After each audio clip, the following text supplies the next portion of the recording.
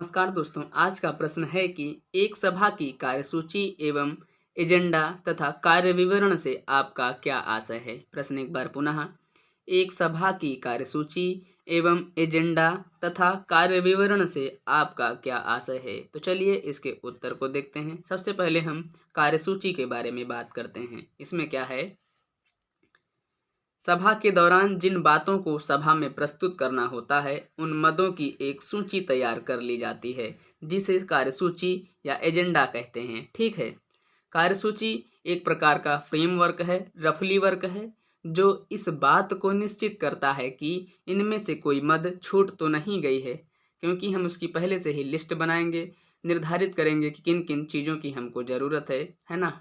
इसलिए एक सभा की कार्यसूची महत्वपूर्ण सूचनाओं का संवहन करता है, जैसे बहस के मुद्दे, प्रत्येक मुद्दे को प्रस्तुत करने वाला व्यक्ति कमांडर होता है, प्रत्येक मुद्दे पर कितना समय देना होता है यह कार्यसूची में निर्धारित किया जाता है कि किस चीज़ पर कितना समय देना है।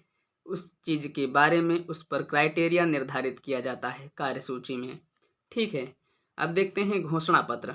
एक घोषणा पत्र में निम्नलिखित तथ्य होते हैं। पहला होता है निश्चित स्थान एवं दिनांक का, दूसरा होता है सभा के प्रारंभ होने का समय, तीसरा होता है उपस्थित लोगों के नाम, चौथा मुद्दे जिन पर विचार करना होता है, पांचवा अनुमानित टाइम या प्रत्येक मुद्दे पर। ठीक है, अब हम देखते हैं एजेंडा के नमूने को कि एजेंडा किस प्रकार बनता है। इसका नमूना है ये एजेंडा में। यहाँ पर लिखते हैं कंपनी का नाम, जैसी कंपनी हो, फिर रजिस्टर्ड कार्यालय की संख्या लिखेंगे यहाँ पर, फिर जो कंपनी है उसका नाम लिखेंगे। कंपनी लिमिटेड का 27वां वार्षिक साधारण सभा में जो समय दिया हो, दिन हो और जो स्थान हो वहाँ पर होना निश्चित है। फिर उसके नीचे लिखेंगे सभा के संचालन में नोटिस को पढ़ना।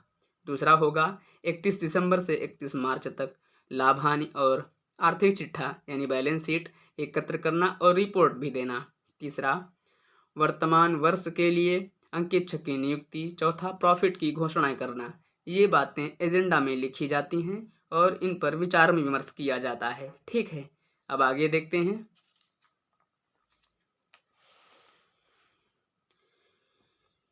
कार्य विवरण या मिन्स यानी मसौदा से आपका क्या आशय है। तो चलिए देखते हैं। सभा की कार्यवाही का स्पष्ट एवं संक्षिप्त रिकॉर्ड बनाना चाहिए।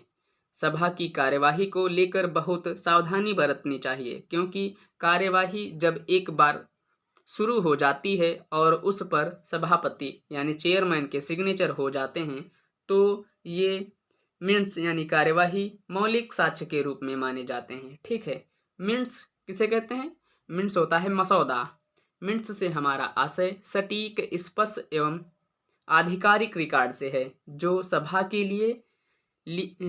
लिए लिए गए नीतिगत निर्णय में से तैयार किए जाते हैं। ठीक है, पार्लियर के अनुसार मिनट्स सभा में किए गए कार्यों का लिखित रिकॉर्ड है। ठीक है, भारतीय कंपनी अधिनियम 1956 की धारा 193 के अनुसार कंपनी की सामान्य सभा एवं संचालकों की सभा के मिनट्स का रिकॉर्ड रखना सभी कंपनियों के लिए आवश्यक है। ठीक है, आगे,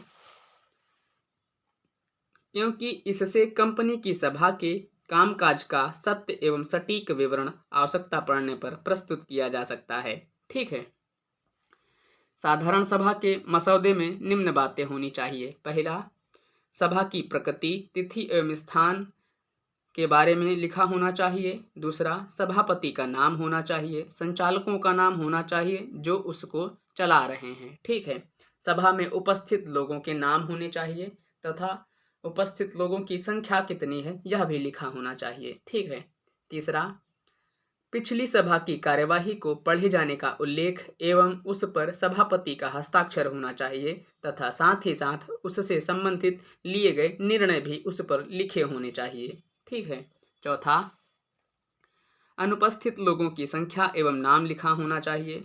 पांचवा, प्रत्येक कार्यवाही का संक्षिप्त विवरण दिया जाना चाहिए। छठा, सभा में ठेके से संबंधित लिए गए निर्णय लिखे होने चाहिए।